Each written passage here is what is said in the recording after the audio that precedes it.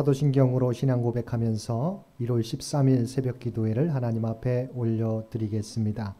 전능하사 천지를 만드신 하나님 아버지를 내가 믿사오며 그 외아들 우리 주 예수 그리스도를 믿사오니 이는 성령으로 잉태하사 동정녀 마리아에게 나시고 본디오 빌라도에게 고난을 받으사 십자가에 못 박혀 죽으시고 장사한 지 사흘 만에 죽은 자 가운데서 다시 살아나시며 하늘에 오르사 전능하신 하나님 우편에 앉아 계시다가 저리로서 산자와 죽은 자를 심판하러 오시리라.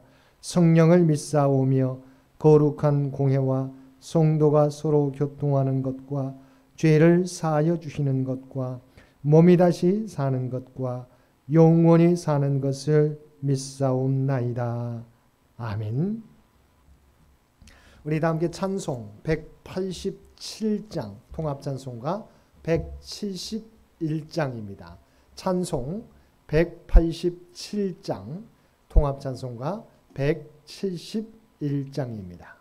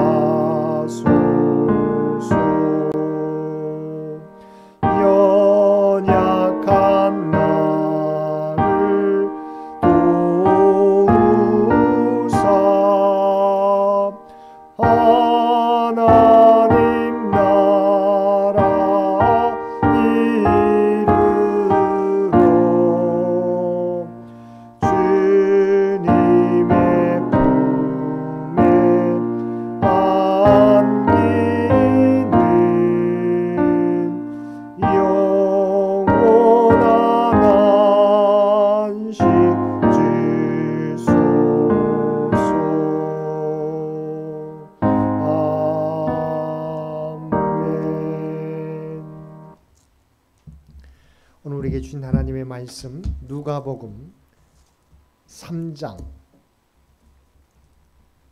21절로 38절까지 말씀입니다. 누가복음 3장 21절로 38절까지 말씀입니다. 우리 주신 말씀 누가복음 3장 21절로 38절까지 한 절씩 교독하겠습니다. 백성이 다 세례를 받을새 예수도 세례를 받으시고 기도하실 때 하늘이 열리며 성령이 비둘기 같은 형체로 그의 위에 강림하시더니 하늘로부터 소리가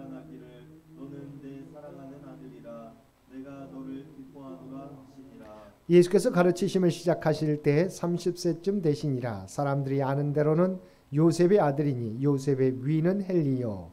그 위는 마따니요, 그 위는 레비요, 그 위는 멜기요, 그 위는 얀나요, 그 위는 요셉이요. 그 위는 마따디아요, 그 위는 아모스요, 그 위는 나오미요, 그 위는 에슬리요, 그 위는 낫게요. 그 위는 마아디요, 그 위는 마따디아요, 그 위는 서머인이요, 그 위는 요색이요, 그 위는 요다요. 그 위는 요하나니요, 그 위는 레사요, 그 위는 수룹바벨이요, 그 위는 스활디엘이요, 그 위는 네리요. 그 위는 멜기요, 그 위는 아띠요, 그 위는 고삼이요, 그 위는 엘마담이요, 그 위는 에르요. 그 위는 예수요, 그 위는 엘리에서요, 그 위는 요림이요, 그 위는 맏다시요, 그 위는 레이요. 그 위는 시므온이요, 그 위는 유다요, 그 위는 요셉이요, 그 위는 요남이요, 그 위는 엘리야김이요. 그 위는 멜레아요, 그 위는 맨나요, 그 위는 맏다다요, 그 위는 나단이요, 그 위는 다윗이요. 그 위는 이세요, 그 위는 오벳이요, 그 위는 보아스요, 그 위는 살몬이요, 그 위는 나손이요. 그 위는 아미나답이요, 그 위는 아니요, 그 위는 헤스론이요, 그 위는 베레스요, 그 위는 유다요. 그 위는 야곱이요, 그 위는 이삭이요, 그 위는 아브라함이요, 그 위는 데라요, 그 위는 나홀이요. 그 위는 수룩이요, 그 위는 루요, 그 위는 벨렉이요, 그 위는 헤버요, 그 위는 살라요. 그 위는 가이난이요, 그 위는 아박사시요, 그 위는 셈이요, 그 위는 노아요, 그 위는 레멕이요. 그 위는 무드셀라요, 그 위는 에녹이요, 그 위는 야렛이요, 그 위는 마할랄렐이요, 그 위는 가이난이요. 그 위는 에노스요, 그 위는 셋이요, 그 위는 아담이요, 그 위는 하나님이시니라. 아멘. 오늘도 새벽을 깨우고 말씀과 기도로 목요일 하루를 시작하는 우리 모든 성도들 가운데 하나님의 놀라운 은혜가 언제나 함께 하시기를 주님의 이름으로 간절히 축원드립니다. 오늘 본문은 예수님께서 세례 요한에게 세례를 받으시는 내용과 예수님의 족보가 소개되고 있습니다. 예수님이 세례 받으실 때 기록과 예수님의 족보는 예수님이 누구이신지 세상 가운데 분명하게 보여주고 있습니다. 예수님은 공생애를 시작하기에 앞서 회개의 세례를 전파하는 요한에게 나아가 세례를 받으셨습니다. 예수님은 죄가 없으시는데도 세례 요한에게 나아가 세례를 받으신 것은 세례 요한의 사역과 세례 요한이 전하는 하나님의 말씀을 예수님이 인정하셨음을 의미합니다. 또한 예수님이 세례 받으실 때 성령께서 비둘기같이 예수님께 임하셨고 하늘로부터 너는 내 사랑하는 아들이라 내가 너를 기뻐하노라 하는 나는 음성이 들리면서 예수님이 하나님의 아들이심을 확증해 주었습니다. 그리고 예수님께서 세례 받으실 때 성령이 임하신 것은 선지자 이사야가 오래전에 예언한 메시아에 대한 약속이 성취되었음을 보여주는 것입니다. 이사야 선지자는 그리스도께 하나님의 영이 임하시고 그분이 성령에 의해 기름 부음 받으실 것을 예언하였습니다. 그런데 그 예언이 예수님께서 세례 요한에게 세례 받으실 때 그대로 성취되어진 것입니다. 예수님이 이 땅에 오셔서 사역하시는 동안 오직 하나님께서 자신을 보내신 목적을 성취하기 위해 힘쓰셨고 그 목적을 이루셨습니다. 그리스도를 통해서 구원받고 하나님의 자녀가 된 우리들도 하나님께서 우리를 세상에 보내신 목적이 있습니다. 예수님을 나의 구주로 영접한 우리들은 모두 하나님의 자녀로서 특별한 권세가 있습니다. 그 권세를 근거로 예수님은 우리에게 이웃사랑과 영혼 구원의 사명을 부여해 주셨습니다. 그렇기 때문에 우리는 항상 하나님과의 관계가 친밀해지도록 노력해야 되고 맡겨진 사역을 감당하도록 최선을 다해야 하는 것입니다. 우리가 이 사명을 감당하기 위해 노력할 때 성령께서 우리와 함께 하셔서 그 사역을 온전히 감당하도록 도와주실 것입니다. 본문은 또한 예수님의 족보에 대해 말씀하고 있습니다. 예수님의 족보에 대한 기사는 마태복음 1장과 병행을 이루고 있습니다. 그러나 누가가 기록한 본문의 예수님의 족보는 마태가 기록한 예수님의 족보와는 상당한 차이가 있습니다. 이러한 차이점과 의의를 살펴보면 다음과 같습니다. 첫째, 마태는 족보를 시작으로 복음서를 진행하지만 누가는 복음서 중간에 족보를 소개하고 있습니다. 두 번째, 족보의 범위에 있어서 마태는 이스라엘의 기원인 아브라함으로 시작하여 예수님까지 언급함으로써 예수님께서 구약에 예언된 이스라엘이 기다리던 메시아요 유대인의 왕임을 강조한 반면 누가는 예수님으로 시작하여 인류의 시조인 아담과 창조주 하나님에까지 거슬러 올라가고 있다는 것입니다. 이런 예수님께서 유대인뿐 아니라 전 인류를 죄에서 구원하실 메시아임을 강조하기 위함이고 또한 예수님을 첫 사람인 아담과 비교하여 둘째 아담으로 나타내기 위함이었습니다. 즉 첫째 아담의 불순종으로 말미암아 이 세상에 죄가 들어와 모든 인류가 사망 가운데 처하게 되었지만 둘째 아담 대신 예수 그리스도가 오셔서 온 인류를 죄와 사망 권세에서 구속하실 것임을 보여주고자 한 것입니다. 나아가 이는 예수님 하나님께서 온 인류의 기원이 되심을 강조하기 위함이기도 합니다. 셋째, 마태가 요셉의 족보를 사용한 반면 누가는 마리아의 족보를 사용하고 있는데 이는 예수께서 성경에 예언된 여자의 후손이심을 증거하기 위함이라 할 수 있습니다.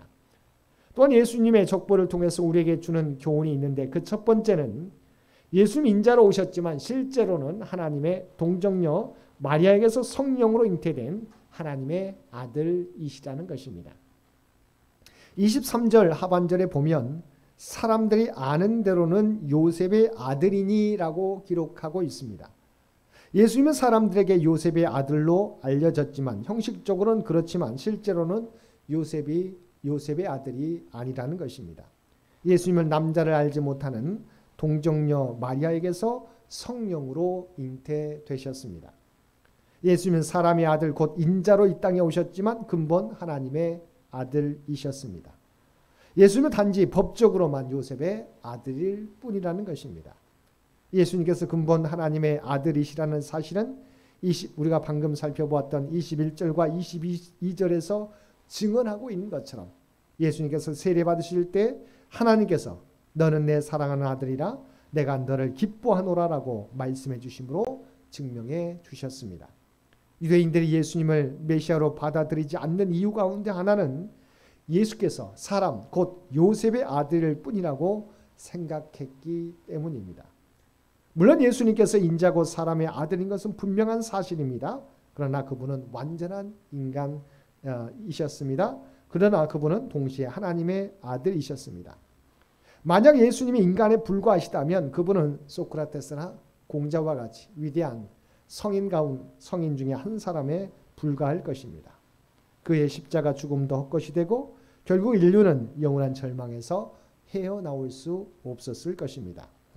두 번째 예수님의 족보는 예수 그리스도가 만인의 구주로 오셨음을 말씀해 주고 있습니다. 32절은 다윗의 아비 이새로부터 나손에까지 올라가는 계보가 등장합니다. 이들은 다윗과 그리스도의 조상으로 성경에 종종 등장하고 있습니다. 그런데 이 중에서 오벳, 보아스, 살몬이라는 이름이 나오고 있습니다. 다윗의 조부인 오벳은 모압인과 이스라엘 사람의 피가 흐르는 혼혈인이었습니다. 즉 오벳은 보아스가 모압 여인 룻과 결혼하여 낳은 사람입니다. 또 보아스도 살몬이 가나안 땅 여리고성 기생 라합과 결혼하여 낳은 아들입니다. 이렇게 볼 때 다윗 가문은 순수한 유대인 가문이 아니라는 것입니다. 다윗 가문의 형통에는 분명히 이방인들의 피가 섞여 있었다는 것입니다. 이것은 다윗의 후손인 그리스도에게도 이방인의 피가 섞여 흐르고 있음을 의미합니다. 이 사실은 그리스도께서 오직 이스라엘 사람들만을 위해 오신 구세주가 아니라는 사실을 교훈하고 있습니다. 그분은 궁극적으로 이방을 비추는 빛으로 우리에게 오셨습니다. 마태복음에서는 예수님께서 유대인의 왕으로 오셨음을 강조하는 족보였다면 누가복음 본문에 나오는 족보는 아브라함을 뛰어넘어 온 인류의 조상인 아담에게까지 이루고 있다는 것입니다. 이 역시 그리스도께서 온 인류의 구세주로 오셨음을 우리에게 말씀해 주고 있습니다. 마지막으로 38절 후반절에 보면 그 위는 아담이요 그 위는 하나님이시니라고 분명히 말씀하고 그리스도의 족보를 끝맺고 있습니다. 마태복음에서는 아브라함을 그리스도의 최고 조상으로 언급하고 있지만 누가는 하나님이 창조하신 첫사람 아담에게까지 올라가며 더 나아가 하나님에게까지 연계시키고 있는 것은 예수님의 신적 기원과 그의 무지하심을 밝혀서 예수님이 우리의 생명의 구주가 되심을 강조하기 위함입니다. 그리스도의 족보가 이 세상의 죄를 두려운 첫 아담에서 만약 끝났다면 예수님 또한 아담의 원죄를 물려받았음을 부인하지 못할 것입니다. 그러나 그리스도의 족보는 하나님에게까지 거슬러 올라가고 있습니다.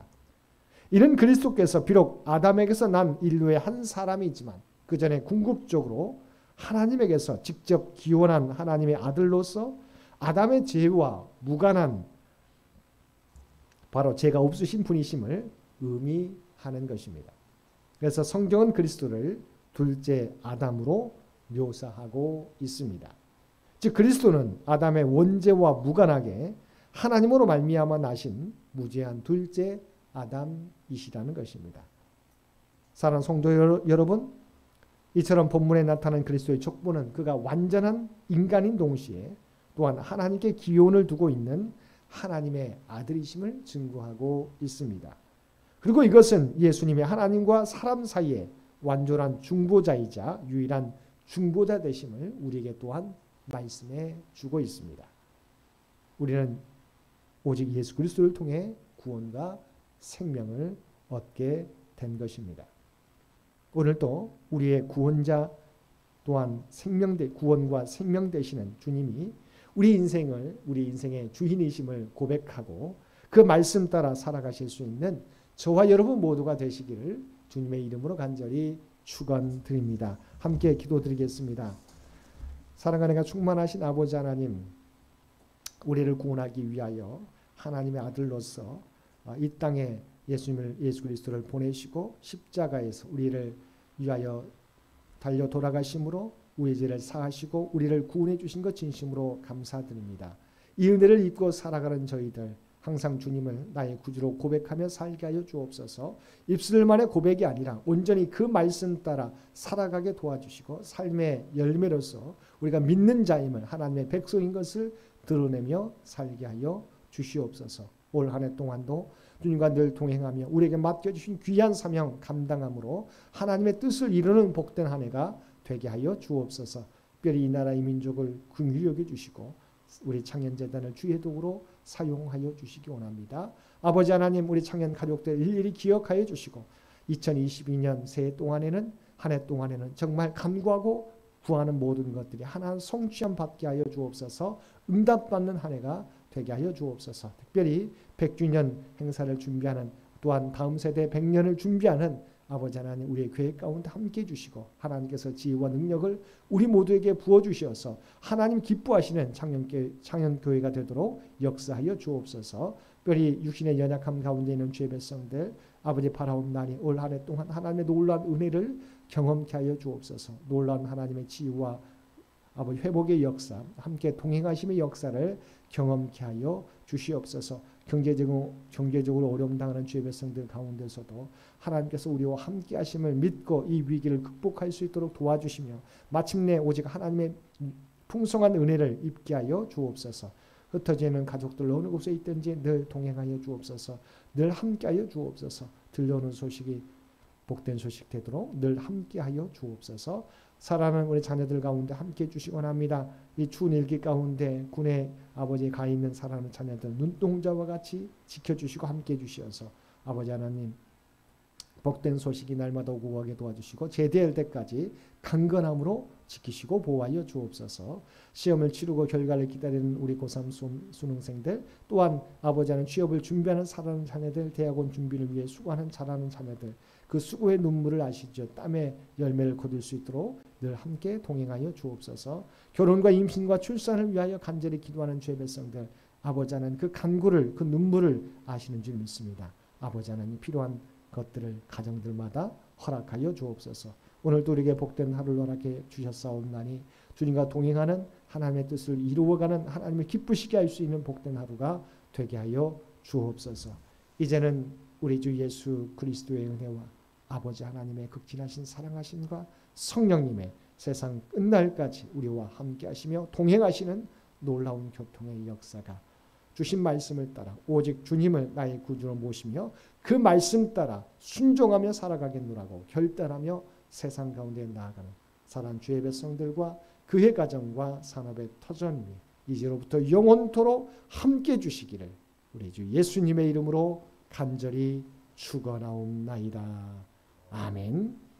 여러분 기도하실 때 오늘 주신 말씀을 위해서 이 나라 이 민족을 위해서 창현재단을 위해서 창현의 가족들을 위해서 기도해 주시고 각자의 기도 제목 가지고 하나님 앞에 더욱더 가까이 나아가시기를 바랍니다.